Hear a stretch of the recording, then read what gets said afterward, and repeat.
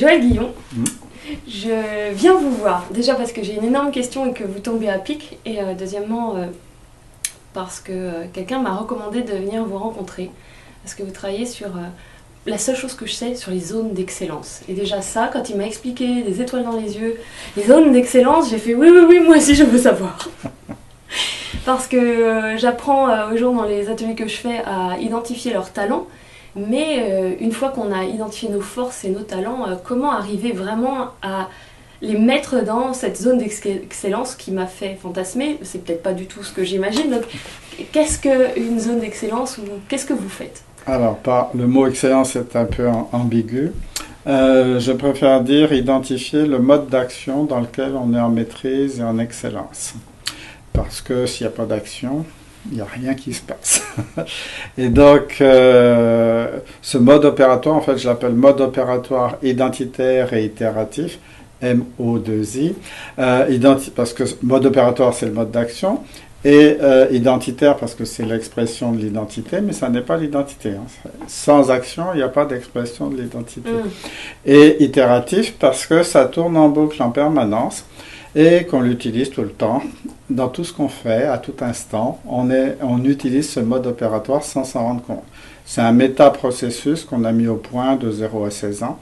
Qu'est-ce que ça veut dire, c'est un méta-processus? Ça sous-tend tous les processus qu'on a acquis, tous les automatismes acquis, toutes les connaissances acquises, tout ce qu'on a pu engranger comme expérience et connaissances, et comme automatisme, parce qu'on est une somme d'automatismes. Donc ce processus itératif, je le retrouve partout. Vous avez des exemples concrets, quoi? Ça veut dire quoi? Dans mes interactions avec les autres? Ça veut dire quand je fais la vaisselle? C'est dans quoi? Tout le temps. Concrètement, vous pourriez me montrer la boucle dans quelque chose de banal qu'on fait tous les jours? Oui, on le trouve banal, puis quand on le découvre, on est déçu parce que c'est horriblement banal pour nous, mais c'est extraordinaire pour les autres. D'accord. Parce que c'est un processus non conscient, puisque c'est engrammé dans ce qu'on appelle la mémoire procédurale. La mémoire procédurale, c'est la mémoire de l'action. C'est celle qu'on n'oublie jamais. Une fois qu'on s'est monté en vélo, c'est pour la vie. Et même si on n'en fait pas pendant 15 ans, si on monte sur le vélo, on n'a pas besoin de réapprendre. C'est fait. L'inconvénient avec cette mémoire, c'est qu'elle efface tous les mots. Sinon, ça plombe l'action si on met à se nommer tous les processus. Et donc, on ne sait plus nommer ce qu'on fait. Essayez d'expliquer à un enfant comment tenir sur un vélo uniquement avec des mots. Pas prêt d'apprendre. Ah oui, on le met dans le mouvement en fait. On lui apprend à être dans le mouvement. On sait faire, mais on ne sait plus dire comment on fait. Et comme c'est un processus d'action, c'est le moteur de toutes vos actions. Mais comme en vélo, vous ne posez plus la question de comment vous pédalez, vous posez la question où vous allez, ce qui se passe autour, etc. Ce processus-là, c'est la même chose. Vous ne posez jamais la question sur comment ça tourne. Ça marche bien, c'est performant. Alors, pas tout le temps. Ça marche bien dans un certain contexte et un certain objectif. Et il y a des fois, ça ne marche pas du tout. Donc, on n'est pas fait pour toutes les actions. L'important, c'est de savoir dans quel est le contexte et l'objectif qui fait qu'on va s'amuser et qu'on va être efficace. Parce que dans ce processus-là, c'est un processus créatif, c'est un moteur d'action. Le moteur, c'est pas du comportement, ce ne sont pas des attitudes, ce n'est pas de la psychologie, c'est comment on fait pour modifier une réalité et obtenir un changement de cette réalité. Donc il faut qu'on aille visiter ces processus automatiques chez nous qu'on a appris par mode itératif, c'est ça? Qui sont chez nous. Ah non, c'est pas ça? On l'a pas appris de manière itérative, mais on l'utilise de manière itérative. On l'utilise de manière itérative. On l'a appris une fois, puis après on l'utilise de manière itérative. C'est en place à 16 ans. Et après, ça tourne tout le temps. Donc là, on va essayer d'identifier quand on va essayer de nommer ce que l'on fait. D'accord. Comme on fait tout le temps. D'accord. Parce que modifier une réalité, qu'est-ce qu'on fait quand on veut modifier une réalité? On regarde d'abord cette réalité. Et on va capter un certain nombre d'informations sur cette réalité avant d'agir. D'accord. Donc, mais qu'est-ce qu'on observe dans la réalité? Quoi? Alors chacun d'entre nous, on a cultivé, je dirais, une acuité de perception sur des infrasignaux que les autres n'entendent pas, ne perçoivent pas, ne sentent pas. Excellent. Par exemple, j'en ai un, quand il entendait une voix, il était capable de dire à tel âge, vous avez eu un problème. Il ne savait pas quel était le problème, mais il entendait la voix à quel âge on avait un problème. Si. Mais ça, c'est des super pouvoirs. Ben, c'est notre super pouvoir. C'est identifier notre super pouvoir. C'est ça. Et comme tous les super pouvoirs, ils sont efficaces dans un contexte et inefficaces ailleurs. Oui, bien sûr. Donc on n'est pas extraordinaire partout. Bon, alors comment je découvre mes super pouvoirs là? Je suis intriguée. Eh bien, ça se fait en 2 jours. Alors, les En adolescents... 2 jours, c'est tout. Et après, je ressors, j'ai toutes mes cartes de super pouvoirs. Oui, mais vous avez du mal à y croire. On fait 2 jours après pour ancrer ça. Mais en 4 jours, 2 fois 2 jours, on est d'aplomb avec. Les adolescents, ils mettent 2 heures. Moi, je suis un peu adolescente. Vous pensez que vous pouvez me le faire rapido après, là? C'est pas sûr. Parce que... donc, je vous explique un peu le processus. Oui, donc, ce processus d'action, il consiste à percevoir, à capter des informations que les autres ne captent pas. Il faut savoir que le cerveau fonctionne à 100% en permanence, il n'économise jamais. Il y a seulement 1% qui est consacré à la conscience. La conscience, c'est quand je mets des mots sur ce que je vois, je perçois, je comprends, j'analyse. Quand je ne mets pas de mots, j'appelle ça l'intuition.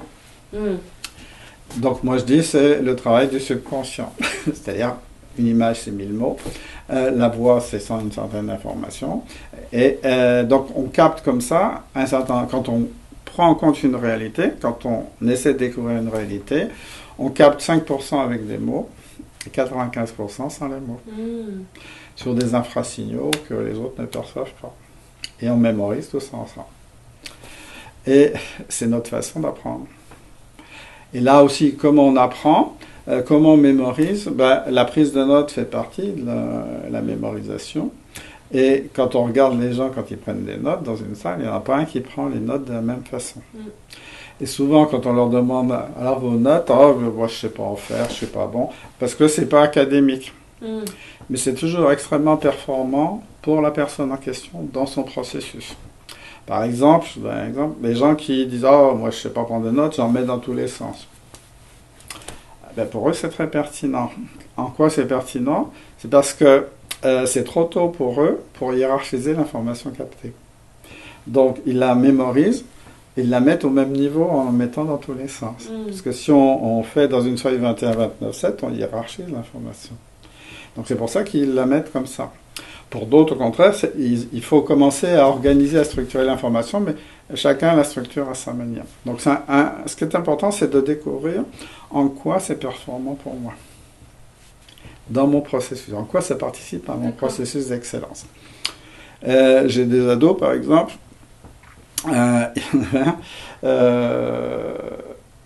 quand il entendait le professeur, il ne le croyait pas. Et il faisait toute une liste de questions, de mise en doute de la parole entendue. Il disait rien au professeur, et puis il allait enquêter, et il levait tous ses doutes. Mais quand il avait fait ça, il en savait 10 fois plus que les autres. Et il était en difficulté scolaire parce qu'il était gentil comme tout, il essayait de se conformer à ce qu'on lui disait de faire, et ça ne marchait pas. Il n'arrivait pas à apprendre, il avait des notes catastrophiques. Quand il a découvert son processus, j'ai dit non, il faut que tu apprennes comme ça. Pas autrement. Même si on attend autre chose de toi. Ouais, tu apprends comme ça. 3 mois après, ces notes étaient reparties à la hausse. Génial. Ouais, c'est impressionnant. Donc, comment on fait alors, j'irai au stage, hein, mais en attendant, j'aimerais bien me mettre quelque chose sous la dent. Comment on fait pour identifier alors, ça, je vous explique le processus, je me fais un peu languir. Ah oui, non mais alors, vous êtes fort. Alors, là, on n'en est qu'au 2/5 du processus. Ah, ça c'est déjà le processus? Oui, tout ce que j'ai alors, décrit, excusez-moi, c'est moi qui suis pas bien. Alors, vous dites, c'est quoi pour résumer ce que vous avez dit jusqu'à aujourd'hui? Pour identifier un mode d'action à 5 grandes étapes. D'accord, c'était quoi les premières? La collecte d'informations. Ah, la collecte d'informations. La mémorisation. La mémorisation. Ensuite, il y a l'analyse de ces informations. L'analyse, okay. Ensuite, on va créer des solutions. Ah, on va créer des solutions. Et ensuite, on agit. D'accord. Et on en est à créer des solutions? On en est pour l'instant à mémoriser. Oh, oups. Alors, mémoriser. Donc, on mémorise tout. Parce que c'est pas la peine. Si on veut analyser, il faut quand même avoir tous les éléments en tête. Oui. Et on va passer à l'analyse. Problème, 5% d'informations conscientes, 95% d'informations non conscientes. Comment on fait? Vous savez, quand on réfléchit à rien, en fait, c'est la conscience qui lâche prise et qui dit « je voudrais bien comprendre cette réalité », mais elle lâche prise pour que le subconscient fasse son travail. Alors il y a 2 vitesses entre conscience et subconscient. Les mots, c'est 1-3 mots par seconde, je prononce. Le record du monde, c'est 10 mots à la seconde. Hein. Une américaine, mais je ne suis pas sûr qu'on la comprenne. Par contre, le subconscient, vous savez combien d'opérations neuronales ça fait à la seconde? On est à la question pour un champion. Il fait 10 millions de milliards d'opérations à la seconde. Ah oui. Donc, ce n'est pas la même vitesse. Et à cette vitesse-là, il peut aller visiter toutes les connaissances acquises, tous les automatismes acquis, toutes les expériences, et ce qui lui permet de faire des analyses. Et à un moment donné, la conscience dit « ça y est, j'ai compris ».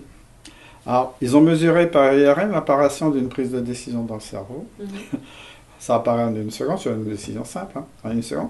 Ce qui les a étonnés, c'est qu'il y a 8 à 9 secondes d'activité neuronale.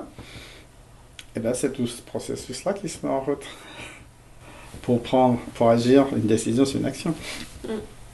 Et donc, on ne sait pas encore, par contre, si c'est le subconscient qui pousse la solution, la compréhension, ou si c'est la conscience qui va la choper. On n'en est qu'au début.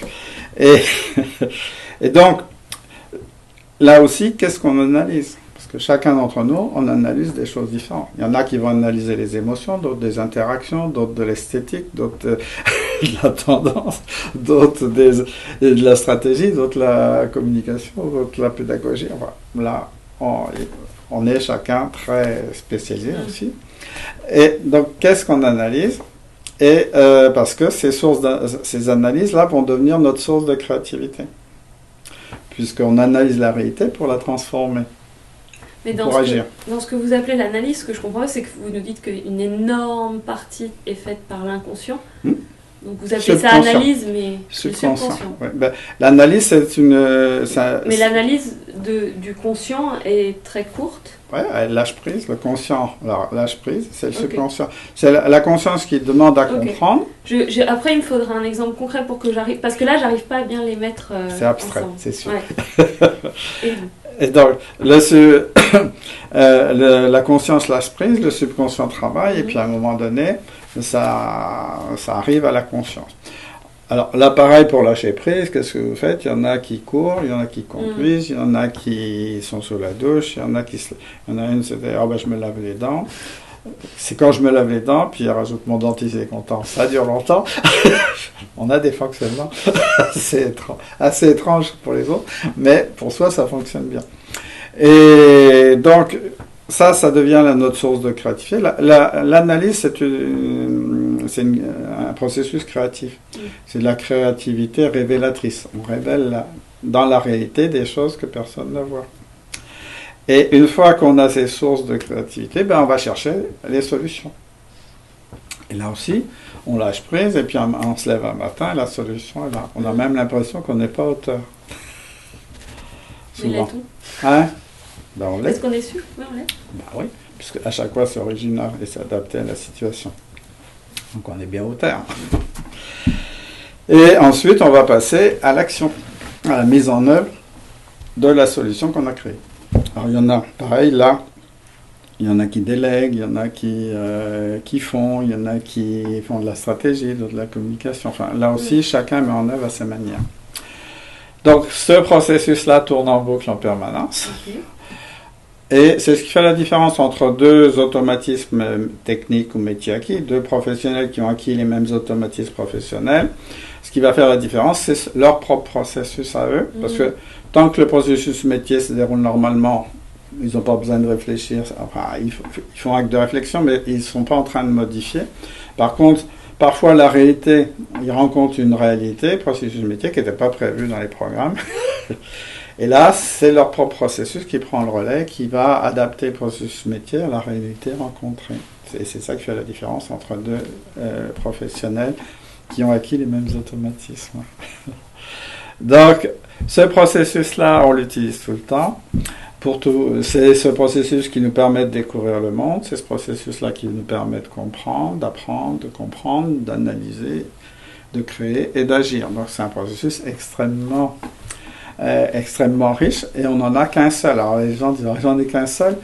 Ils ont l'impression d'être déçus, d'être frustrés. Il y en a un par personne. Oui, et donc, il faut identifier celui-là, là, l'aiguille. Ben, il n'y en a pas deux. Ah ouais. Sinon, vous seriez toujours en train de vous demander lequel choisir. D'accord, ok. Et on ne se pose jamais la question dans l'action. Ok.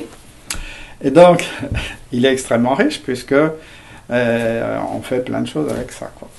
Et on n'est jamais limité, bien au contraire. On peut toujours apprendre plein de choses avec ce processus-là. Et dans ce que vous dites, la zone d'excellence vers laquelle on est en train de se diriger, c'est quand on est créateur, quand on crée. Ouais. C'est là qu'on prend du plaisir. Si on ne peut pas mettre en œuvre un être vivant, c'est un être qui crée. D'accord. Et qui modifie, qui est modifié par son environnement, qui modifie l'environnement. Génial. Sinon, on n'est pas vivant. Donc le truc où on dit ah, lui il est créatif et lui il n'est Non, pas. on emploie souvent le mot créatif pour les artistes, Ouais. mais non, tout le monde est créatif à sa manière. Mm. J'ai un directeur financier qui a découvert qu'il était extrêmement créatif, il n'en revenait pas. Ben oui, avec les chiffres, il était très créatif. Tout le monde. Si on peut pas si on n'est pas soit dans l'analyse, soit dans la résolution de problèmes, si on n'est pas créatif, D'accord. on déprime. Ok. On va vers le burn-out. C'est ce qui se passe dans les entreprises. En général, les gens sont embauchés, le recrutement il est bien fait, on les met à peu près au bon endroit. Là où ils s'éclatent. Où ils ont de la compétence et ils s'éclatent. Et puis, mais les entreprises, ça bouge tellement vite, 3 ans après, on les met ailleurs. Et bien là, ils dépriment parce que ça va plus, etc. Ben, ils sont plus dans le bon contexte et le bon objectif. Et ils peuvent plus mettre en œuvre leur créativité, leurs analyses, leur créativité. Et là, ils vont déprimer. Et comment alors, c'est quoi les types de processus? Eh bien, il n'y en a pas. Il n'y a pas de type? Non, parce que chacun est original. Oui, il n'y a pas de pareil. Mais comment on les y en a concrétise? J'y viens. J'entends votre impatience. Ah oui, bah oui. Et Tintini, ma bulle. Donc, ce procès-là, je l'ai fait avec 3000 personnes aujourd'hui. Et donc, il n'y en a pas un pareil. Je l'ai fait avec toutes sortes de personnes, que ce soit des jeunes de banlieue, un général de l'armée, une grande actrice, un champion olympique, des PDG, des salariés. Chez Salomon, tout le monde y est passé, par exemple, tous les salariés. Wow.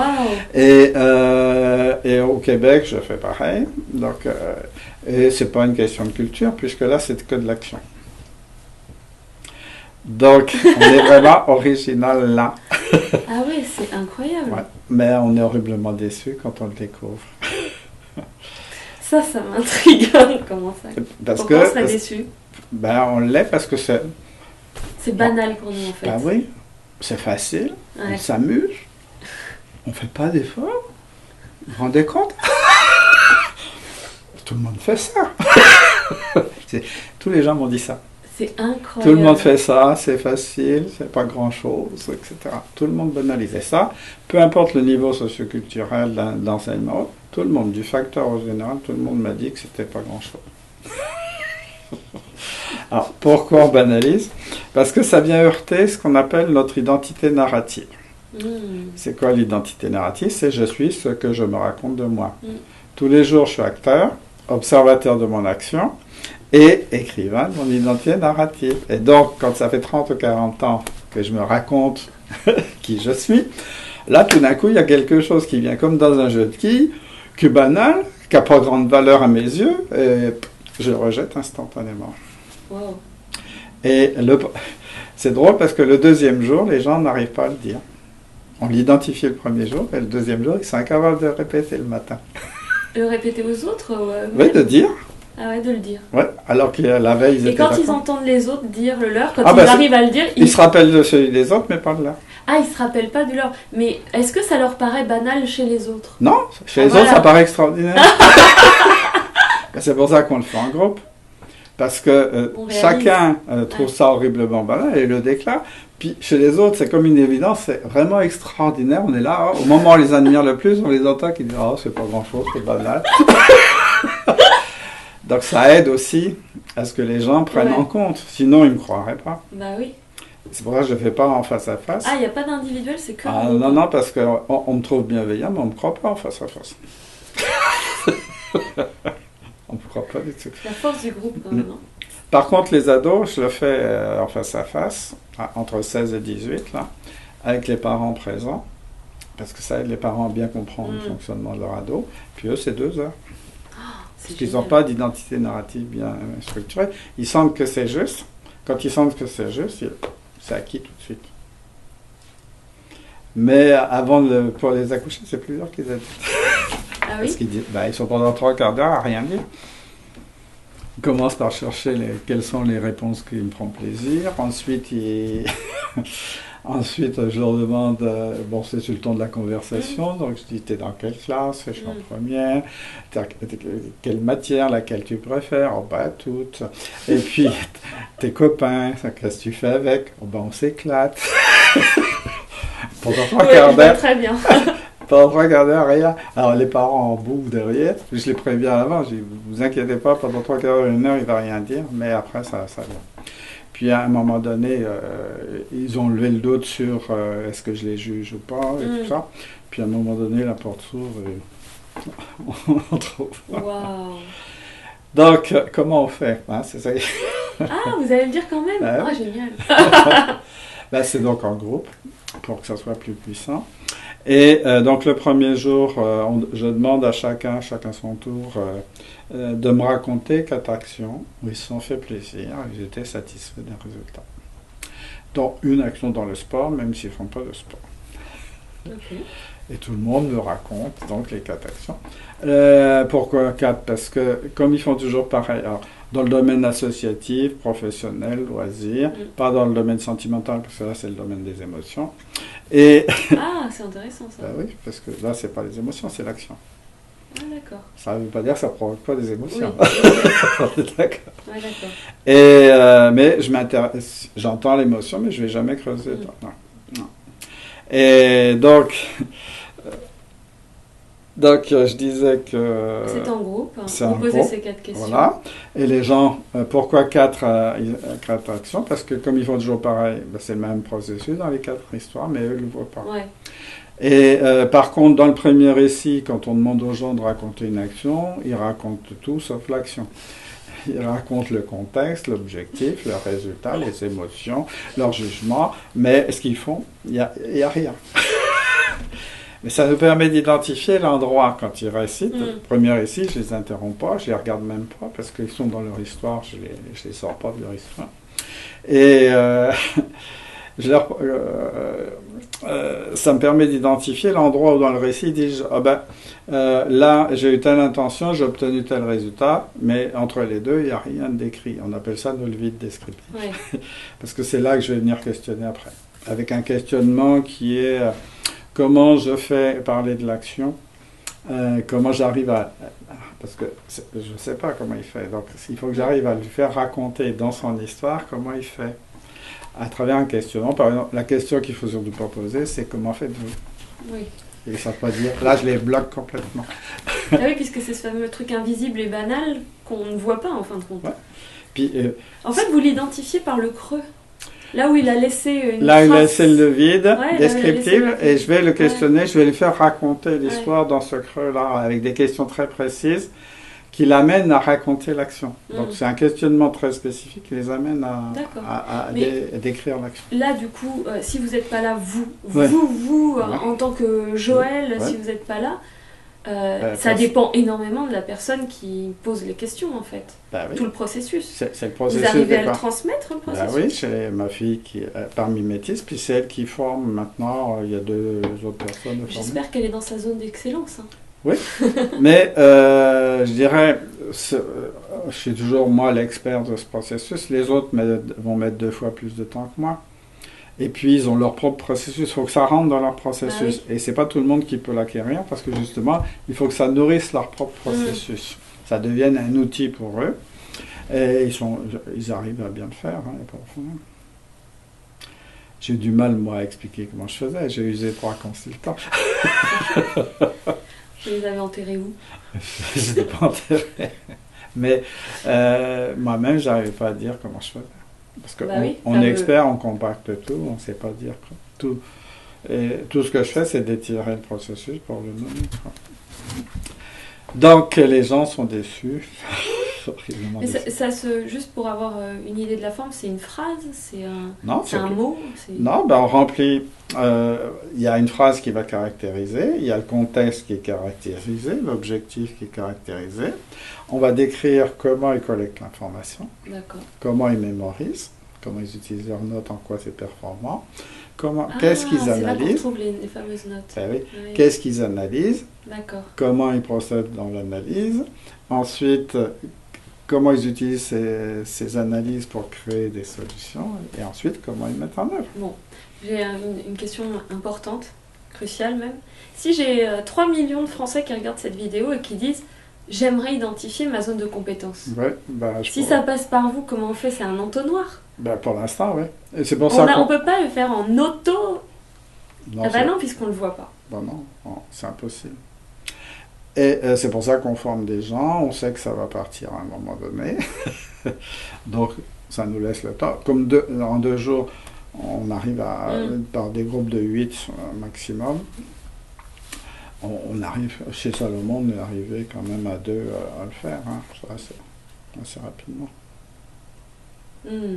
Mais c'est un goulet d'étranglement, effectivement. Mais... Et alors, juste pour savoir, comment vous en êtes arrivé à identifier ce qui est en creux chez vous-même, donc vous l'avez identifié chez les autres, comment vous... Bah, j'ai mis 58 ans. 58 ans?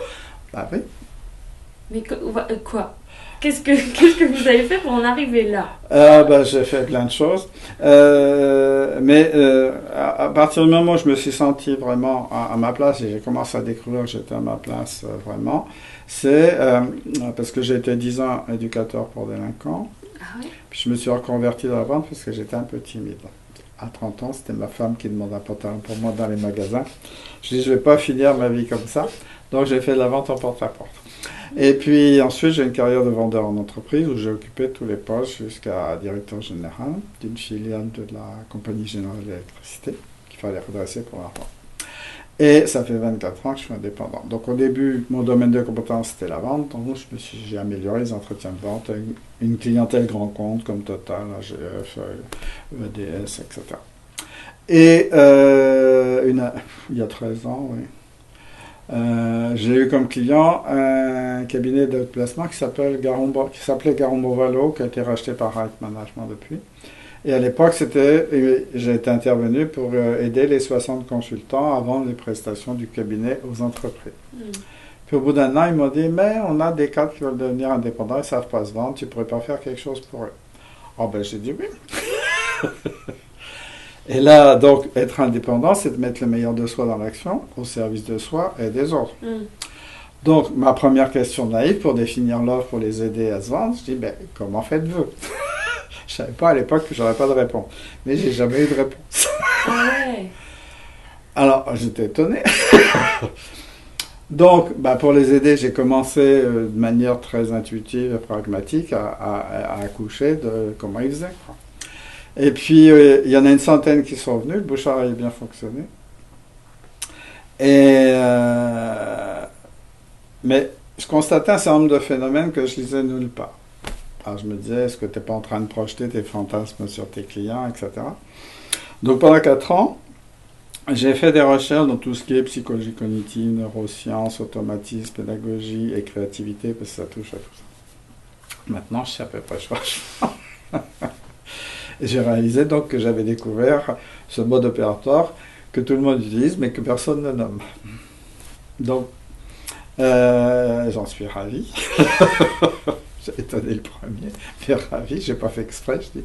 En fait, l'année dernière, il y a 1 an et demi, j'ai un de mes professeurs, il y a 44 ans, qui m'a écrit, je reçois une lettre. Il me dit, si vous êtes bien le Joël Guillon que j'ai connu à l'école d'éducateur de Dijon, j'aimerais bien vous revoir. Oh ben, moi j'étais ravi, c'était le professeur qui m'a le plus marqué dans ma pratique professionnelle. Il m'avait fait découvrir Carl Rogers, les petits groupes, le Dynamic Rule. Enfin, il était professeur de psychosociologie. Et donc j'avais découvert plein de choses avec lui. Et donc il habitait Lausanne, il a 81 ans. Je suis allé le voir, on a passé une journée délicieuse ensemble. Et puis à un moment donné, il me dit, mais vous savez pourquoi j'ai envie de vous revoir? Je dis non, parce que c'est vrai, pourquoi moi? Et il me dit, ben, parce que y a ma fille et mes petites filles qui m'ont demandé il n'y a pas très longtemps, ce que je faisais quand j'étais en activité. Alors, il dit, je garde tous mes documents. Donc, je me suis replongé dans tous mes documents. Puis, je suis tombé sur un texte de vous que j'étais très content de redécouvrir, parce qu'à 80 ans, je me suis trouvé très cohérent. Et il me donne le texte. C'était un texte que j'avais fait le bilan de l'année, sous prétexte du bilan de l'année avec lui. En fait, je décrivais son processus d'action. Et j'avais 20 ans. Oh, ça m'a fait un choc. 20 ans, je le faisais sans le savoir que je le faisais, au prétexte de tout ça. Et quand j'ai revu après tout ce que j'ai fait, avec les délinquants, c'est ce que je faisais. J'identifiais le meilleur d'eux. Comme c'était la première fois qu'ils étaient reconnus dans quelque chose de meilleur, je pouvais les entraîner les sortir de la délinquance avec ça. Je créais une relation forte. Alors, je ne savais pas que je faisais ça. Dans la vente, j'étais incapable d'aller vers l'inconnu, de vendre. Qu'est-ce que j'ai fait? J'ai observé les professionnels, j'ai tout décortiqué. Et ce qui fait qu'après tous les processus d'action, maintenant, je peux enseigner, je suis devenu expert de mon problème. Mais c'était aussi de l'analyse de processus. Ah ouais. Donc, chez vous, votre zone de talent, c'est ça? C'est ça. Alors, maintenant... zone d'excellence. Comment j'en suis arrivé là? Parce qu'on le crée de 0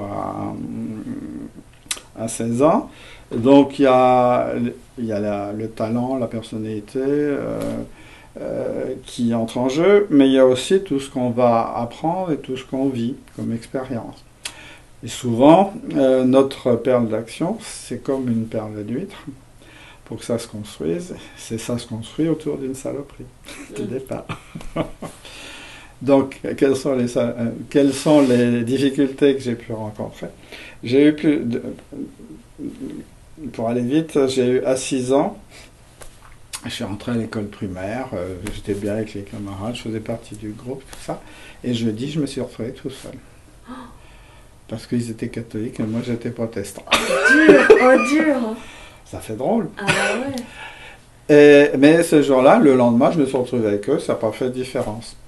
Donc, ce que j'ai appris là, c'est que pas être comme les autres, c'est pas grave. Et que la pression de conformité, ben moi, je suis très résistant. Je peux être différent, ça ne me gêne pas. Et quand je suis dans un groupe, je suis toujours avec un regard un peu extérieur. La fusion, j'y crois pas trop, quoi. Ça, c'est... c'est même dangereux.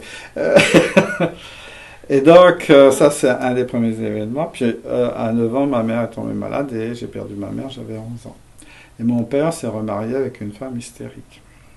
Une vraie hystérique, hein, pas assez folle pour être enfermée, mais juste qu'il faut, juste la bonne dose. Suffisamment pour m'enfermer, moi et ma soeur. Ouais. Ah ouais. Et donc, le droit on ne peut rien faire. Pas d'argent, pas d'habits, on n'a rien le droit de faire. Enfin, la seule solution, c'était d'observer l'action des autres. Donc, j'ai développé une acuité sur l'action des autres, parce que moi, je ne pouvais pas agir. Et ce qui fait que je peux lui dire merci aujourd'hui. Ouais, c'est ça qu'il faut. Alors, intellectuellement, oui. Émotionnellement, c'est plus difficile. Mais c'est Bernard Werber qui dit ça, que on est le héros du film de notre vie. Et que tous les salauds qu'on rencontre sont là pour magnifier le héros que je suis. Ce qui nous permet de nous réconcilier avec notre passé. Ah, waouh, ouais. Ok. Et donc, après avoir découvert, les gens doutent un peu. Il y en a même qui ont un sentiment d'imposture. Tellement c'est pas possible qu'il y ait de la valeur là, quoi. Donc, on fait 2 jours où on revisite toute leur enfance, leurs passions, les événements heureux et malheureux. Et là, tout d'un coup, ils comprennent comment ils ont construit, ils comprennent leurs forces.